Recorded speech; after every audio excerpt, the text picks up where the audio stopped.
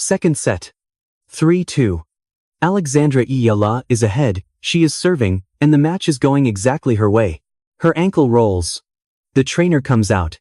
The foot gets taped. She stands up and keeps playing. She loses that set. 5-7. Third set. Same ankle, plus another 45 minutes of running on it, planting on it, stopping on it. And she wins that set 6-4. Read those two results back to back, because they do not fit together. The set where she was less injured is the set she lost. The set where she was more injured is the set she won. Nothing about that should be possible. And I want to be precise about why, because this is not me being dramatic for a thumbnail. An acute injury does not improve inside 45 minutes, it gets worse. Soft tissue swells over time. That is not an opinion, that is just what tissue does. Adrenaline masks pain in the first few minutes after an injury and then it fades. And it certainly does not stretch across a match that lasted 2 hours and 39 minutes total. Add to that the medical timeout itself. She sat in a chair, in the middle of a high-intensity match, and stopped moving. Anyone who has ever rested too long between sets in a gym knows what that does to a body that was warm. Every single physiological factor points the same direction. The third set should have been the worst tennis of her life. Instead, it was the best tennis of the night. So here is the question this entire video exists to answer. If the ankle is what cost her the second set, why did it not cost her the third? Because only one of those two things can be true. Either the ankle was a serious problem, in which case the third set makes no sense. Or the ankle was not really the problem at all, in which case something else took that second set away from her and nobody has named it yet. I am going to show you exactly what happened in those 45 minutes. And I will tell you right now, the answer is not heart. It is not wanting it more. It is not grit. It is something much more specific than that, and once you see it, you will notice it in every injured match you ever watch again. But before anybody jumps to adrenaline or willpower, I need to show you what a rolled ankle actually does to a tennis player. Because once you understand that, this mystery gets significantly worse. Tennis is not a running sport, it is a stopping sport.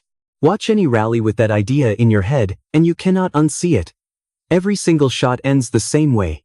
The player sprints, then brakes hard, plants a foot, absorbs the entire momentum of her own body, and pushes back the other direction. 2, 3, 4 times per point. Hundreds of times per set. All of that load funnels through one joint. The ankle is the hinge between the court surface and everything above it. And this is why the ankle is the worst possible thing to hurt in this sport. Blow out a knee, and you cannot run. Damage an ankle, and you cannot stop. In tennis, stopping is the more important half. A player who cannot stop cannot change direction, and a player who cannot change direction is just a target. Now let me give you the context for the body this happened to. Alexandra Eala is 21. Filipina. Trains at the Rafa Nadal Academy in Mallorca. She went into Toronto as the number 25 seed. But the number that matters for this video is not her ranking. It is her calendar. 2 weeks earlier, she was in Washington playing the Mubadala DC Open. She reached the final. Rain suspended it on Sunday with Jessica Pegula leading, so she had to come back and finish it on Monday. She won. First WTA title of her career. Then she got on a plane to Toronto. Wednesday, she played her opening match against Alicia Parks. 3 sets. 1 hour 51 minutes. Friday, she played Caty McNally. 3 sets. 2 hours 39 minutes. The McNally match was her 7th consecutive match in roughly 15 days, on hard courts, in North American August heat, with a title run and international travel folded into the middle of it. That is the body that rolled an ankle at 3-2 in the second set. Not a fresh one. A body that had already been asked for everything it had, 7 times, with no full rest day anywhere in the sequence. And here is why I am spending time on this instead of getting straight to the drama. This is the exact spot where careers get broken. Not by the first injury. Almost never by the first injury. By what happens in the 20 minutes after it, when a player has to decide whether to keep loading a joint that just failed. Because the decision she made in that chair was not free. Playing on a compromised ankle means every other structure in the chain starts compensating. The knee absorbs what the ankle cannot. The hip absorbs what the knee cannot. That is how a 2-week ankle problem quietly turns into a 3-month hip problem, and there is a long list of players who can tell you about it. And she had no way to soften any of it, There is no rotation in tennis, nobody comes off the bench for her. There is no coach who can call a timeout, gather the team, and let her sit for 4 minutes. In a team sport, you get injured and 11 other people absorb the gap. In tennis you get injured and you are still, immediately, the entire team. And in her specific case, there is one more layer. She is not one of several players her country can turn to. She is the only one. There is no depth chart behind Alexandra Eala. If that ankle had gone properly, it would not have been one athlete's bad night, it would have been a national program losing its only asset in real time. So she is sitting in that chair, with a taped foot, doing math that most of us will never have to do. If you have ever watched a player get hurt mid-match and wondered what is actually going through their head in that moment, stay with me, because we are about to get into that specific machinery. And subscribe while you are here, because we break down every match of this run in exactly this much detail. The trainer walks onto the court. The clock starts. And everybody watching assumes the problem is about to get handled. Here is what actually happens in those 3 minutes. Here is the first thing nobody tells you. A medical timeout does not fix anything. Nobody repairs a ligament in 3 minutes. Nobody drains inflammation. Nobody restores a damaged joint. Nobody performs any kind of treatment that changes the underlying problem. The window is measured in minutes, not tens of minutes, and it is deliberately short precisely so that it cannot become a tactical weapon. So what actually happens in that window? Almost always, one thing, tape. And here is the part that matters. Tape does not restore stability. Tape restricts range of motion. Read that again, because it inverts what most people assume. She did not get up off that chair with a better ankle. She got up with an ankle that moved less than it did before. In exchange for a little protection, she gave away mobility, in a sport where mobility is the entire job. So what exactly did she get out of those 3 minutes? Hold that question. It is going to matter more than anything else in this video, and I am not going to answer it for a while. Because the second thing that happened is that Caty McNally did her job. Immediately after the timeout, McNally started attacking. She pulled Eala corner to corner, side to side, forcing her to plant and push off that foot on every single ball, making her stop, over and over, in exactly the way an ankle cannot. And before anybody frames that as cruel, it is not. It is professional. That is what you are supposed to do. If your opponent has a compromised movement pattern, you make them move. Anything else is charity, and nobody on that tour is out there to be charitable. And remember who was doing it. 2 nights earlier, McNally had walked onto a court and eliminated the reigning Wimbledon champion. Linda Noskova, world number 7, beaten 7-6 in the tiebreak and then 6-1. That is not a lucky opponent stumbling into a big moment. That is a player in the best form of her season, executing a completely correct game plan against a hurt opponent. And it worked.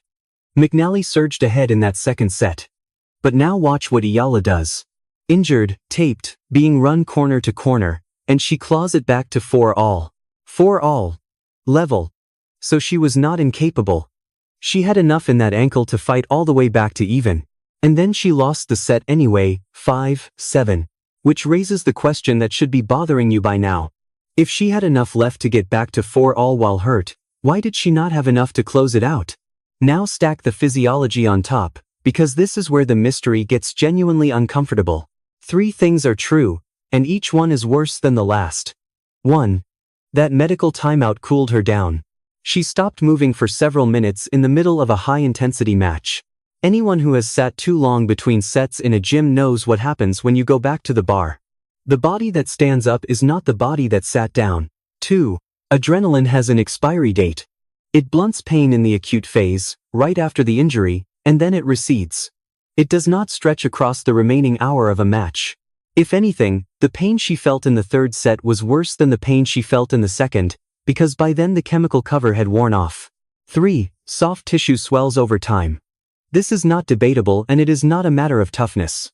An ankle at minute 150 of a match is in worse condition than the same ankle at minute 100. Always. Every hour of that match made the joint more compromised, not less. Add all 3 together, and you get a single prediction. The third set should have been the worst tennis Alexandra Eala had ever played. Now look at the third set she actually played. 2-love. 3-1, 4-2. McNally pulls one back to 4-3, and Eala closes the door. That is not surviving, that is controlling. And here is the detail that breaks the whole thing open, the one that made me want to make this video in the first place. That third set was not a set of quick, desperate points. It had long games. Multiple deuces. Games that stretched out and would not end. In one of them, Eala went down love 30 on the way to 4-2, and won it anyway. Understand what that means physically. A long game is the single most punishing thing that can happen to an injured player. More points means more rallies. More rallies means more changes of direction. More changes of direction means more planting on the joint that just failed. An athlete swimming in acute pain loses those games specifically. They are the games you throw away because you cannot afford them. She won them. So she did not hang on in the third set. She played the third set better than she played the second set, on an ankle that was objectively in worse shape, against an opponent who was specifically targeting it. There is no physiological model that permits that. Which means one of my assumptions has been wrong since the first sentence of this video, and it is not the one about her ankle. For 9 minutes, you and I have both been assuming the variable in this match was pain. It was not. The variable was uncertainty. Here is what I mean, and it is going to change how you watch injured players forever. An elite athlete does not think about her ankle. She never has to. After tens of thousands of hours of training, her brain runs a prediction model of her own body, and that model is extraordinarily precise. It knows exactly how hard she can plant at a given angle. It knows exactly how far she can rotate before the joint runs out of room. It knows how much load that ankle will accept on a full stretch backhand at a dead sprint. She does not calculate any of that. It is below conscious thought. It is the reason a professional can hit a ball at full speed while thinking about something else entirely. Now, the moment that ankle rolled, the injury was the small problem. The model getting deleted was the big one, because the map she had been using for 9 years just went out of date, instantly, in the middle of a professional match, with an opponent standing across the net who was not going to wait. And here is the critical piece. An athlete who does not know her limit will always underestimate it. That is not a character flaw. It is a protective reflex, it is automatic, and you cannot switch it off by being brave.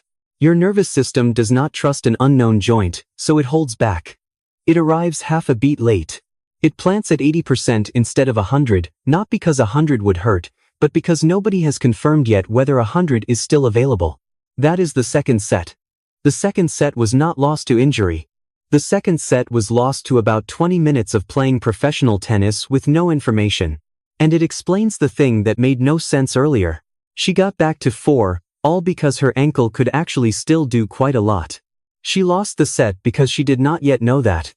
Let me give you the analogy that made this click for me. Imagine you are driving and you realize your brakes are not biting the way they used to. When is the most dangerous stretch of that drive? It is not hour 2. It is the first 5 minutes. Because in the first 5 minutes you have no idea what your new stopping distance is. So you brake far too early. You crawl through corners you could have taken normally. You are tentative everywhere, because every input is a guess.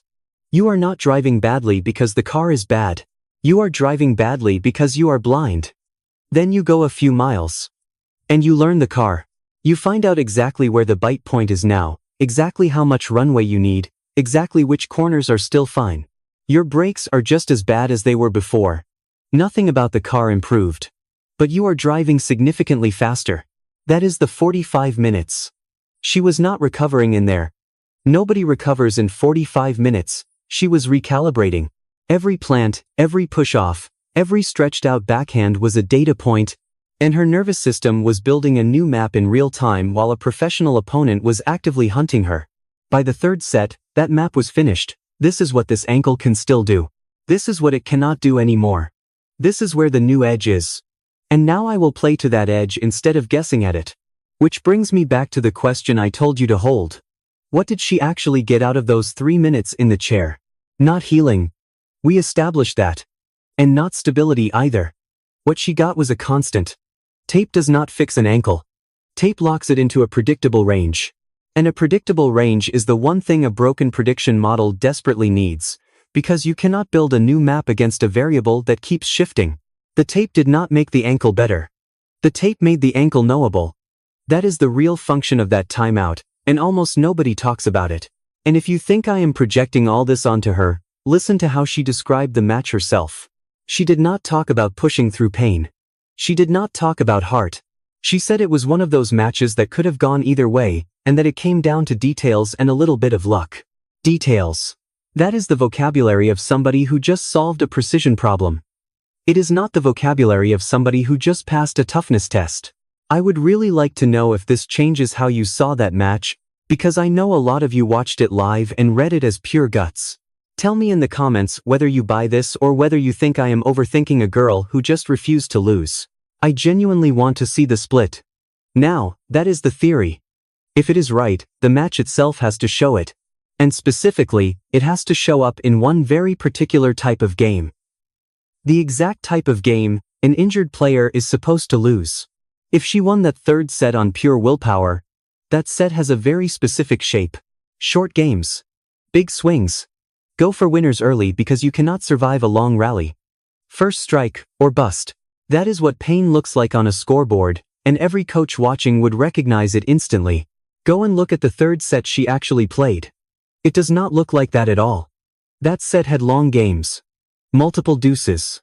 Games that stretched and refused to end, which means extended rallies, which means the maximum possible number of direction changes on the joint that had failed 40 minutes earlier. And she won them. Including one game where she went down love 30 on the way to 4-2, and turned it around anyway. This is the strongest piece of evidence in the whole video, and I want to be clear about why. Willpower explains a lot of things. It does not explain that. An athlete swimming in acute pain and guessing at her own limits does not win 12-point games. She cannot. Every additional point is another unknown load on an unknown joint, and eventually the guess goes wrong. An athlete who has finished measuring herself wins those games easily, because now every plant is a decision rather than a gamble. 2 lines on a scoreboard, 2 completely different explanations, and only one of them survives contact with the actual data. Evidence number 2 is her own vocabulary, and I keep coming back to it because athletes tell you exactly what happened if you listen to the nouns they choose. First thing she said with the microphone in her hand. She thought she survived that one, and it was tough. Fine. That is the emotional line, and it is the one every outlet ran with. But listen to the second thing. She said it was one of those matches that could have gone either way. She said it came down to details and a little bit of luck. And she thanked McNally for being a great sport and said to give her flowers. Details. Not strength. Not heart. Not refusing to quit. Details. Nobody who just won a war of attrition describes it as a question of details. That word belongs to precision. It is what you say when the match hinged on small margins of execution, which is exactly what a rebuilt movement map gives back to you. She was not describing an act of endurance, she was describing a solved problem. Evidence number 3 is that this exact pattern has now happened 4 times in 15 days. Since the first round of the DC Open, Eala has won 7 consecutive matches, 4 of them went to a deciding set. Jung Chinwen, Jessica Pegula, Alicia Parks, Caty McNally. She won all 4. And look at the Pegula one, because the variable there had nothing to do with an ankle. That was the DC final, and Rain suspended it with Pegula ahead 6-4, 1-2. A set down and a breakdown, then a completely broken rhythm, then an overnight wait, then a restart on a Monday. Different disruption. Same shape. She came back and won 6-4, 6 love. Now put all 4 next to each other, and the pattern is impossible to miss. Give Alexandra Eala a new variable, whatever it is, an injury, a rain delay, an opponent solving her patterns, and she will lose the set she is currently in. Then she will win the next one. That is not luck happening 4 times. Luck does not have a shape. That is calibration speed. And it is a skill, which closes the loop I opened at the very start of this video. The question was why the set where she was less injured is the set she lost. Now you have the answer. She lost it because that was the set where she was still blind. And there is one more detail I want to give you, because you have stayed this long and almost nobody has reported this sequence. Go back to the live commentary from the second set, before the ankle rolled. At 3-2, Eala called a short timeout to fix her shoes. And then in the very next game, the ankle went. I am not going to claim those 2 things are connected. I have no evidence that they are, and neither does anybody else.